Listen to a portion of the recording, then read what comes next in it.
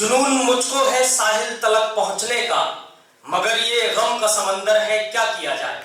महोदय, सदन पटल पर रखे गए विषय की पुस्तक में से तर्कों के कुछ समीकरण आपके समक्ष पेश करूंगा जो ये सिद्ध कर देंगे कि G20 की अध्यक्षता भारत को कभी भी विश्व गुरु नहीं बना सकती।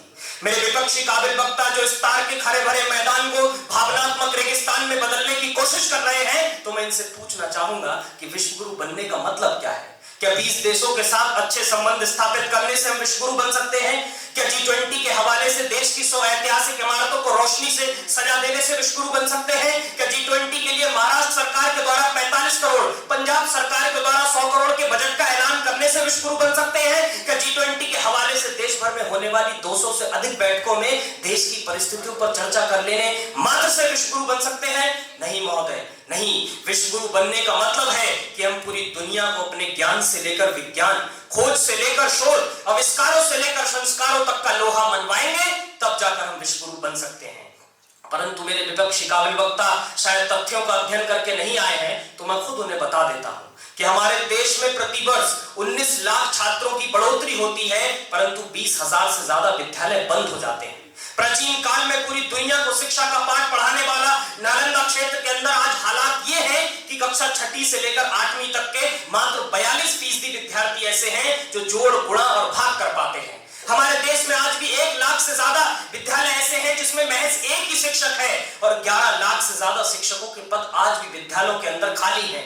हमारे देश में उच्च शिक्षा के लिए आवेदनों का अनुपात पूरी दुनिया में सबसे कम महज 11% है, वहीं अनुपात अमेरिका के अंदर 83% है और इसी का परिणाम है कि दुनिया के शीर्ष 200 विश्वविद्यालयों की सूची में भारत का एक भी विश्वविद्यालय शामिल नहीं है। हमारे पास दुनिया का सबसे बड़ी तकनीकी और वैज्ञानिक मानव शक्ति का जखीरा है। इस बात की हवा तब निकल जाती है जब मालूम पड़ता है कि इंजीनियरिंग की डिग्री किए हुए 10 छात्रों में से सिर्फ एक ही छात्र नौकरी पाने के योग्य है। महोदय, हमारे देश में अनुसंधान और नवाचार निवेश वर्तमान समय में जीडीपी का मात्र 0.69% है, बल्कि यह अनुपात अमेरिका के अंदर 2.3, इजराइल के अंदर 4.8 और दक्षिण कोरिया के अंदर 4.2% है। महोदय, हमारा भारत पूरी दुनिया में पेटेंट के मामले में शीर्ष 5 देशों की सूची में दिखाई नहीं पड़ता है, क्योंकि आंकड़े बताते हैं जहां चाइना और अमेरिका एक साल में 1 लाख से अधिक पेटेंट दर्ज करता है, वहीं भारत मात्र 2000 पेटेंट दर्ज करता है। आईबीएम के एक सर्वेक्षण के अनुसार भारत के अंदर 90% स्टार्टअप ऐसे हैं जो 5 साल में ही बंद हो जाते हैं। दुनिया के तकनीक का बादशाह कहे जाने वाले 10 देशों की सूची में भारत का स्थान है ही नहीं। महोदय, हम खोज में पीछे, शोध में पीछे, विज्ञान में पीछे, शिक्षा में पीछे, पेटेंट में पीछे, स्टार्टअप में पीछे, तो ऐसी विषम परिस्थितियों में G20 की अध्यक्षता कोई अलादीन का चिराग नहीं है जो इन सारी समस्याओं को हल करके हमें विश्व गुरु बना सकता है। अगर बात सम्मेलनों की है तो शायद मेरे विपक्षी वक्ताओं को नहीं पता, भारत के अंदर सन 1983 में एक सम्मेलन हुआ था जिसका नाम था निर्गुट सम्मेलन, जिसके अंदर 100 से अधिक देशों ने भाग लिया। तब मैं आप सबसे पूछना चाहूंगा, क्या हम विश्व गुरु बन पाए? तो उत्तर मिलता है नहीं। इसीलिए मैं कहता हूं कि विश्व गुरु बनने के लिए G20 की अध्यक्षता का कोई महत्व नहीं है। मैं अपने काबिल विपक्षी वक्ताओं को बताता हूं कि हम कैसे विश्व गुरु बन सकते हैं बिना G20 की अध्यक्षता के।